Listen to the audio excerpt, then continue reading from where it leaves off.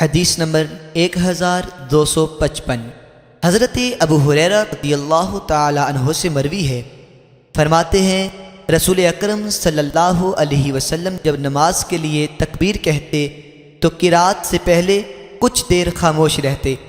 میں نے عرض کیا یا رسول اللہ صلی اللہ علیہ وسلم، میرے ماں باپ آپ پر قربان ہوں، آپ تکبیر اور قرات کے درمیان خاموشی کے دوران کیا پڑھتے ہیں؟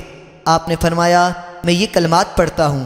ترجمہ: یا اللہ میرے اور میری خطاؤں کے درمیان دوری پیدا کر دے جس طرح تو نے مشرق و مغرب کے درمیان فاصلہ رکھا ہے۔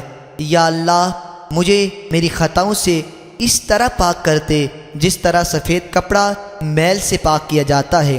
یا اللہ مجھے خطاؤں سے برف، پانی اور اولو کے ساتھ دھو ڈال۔ حدیث نمبر 1256 ایک اور سند کے ساتھ بھی اس کی مثل مروی ہے۔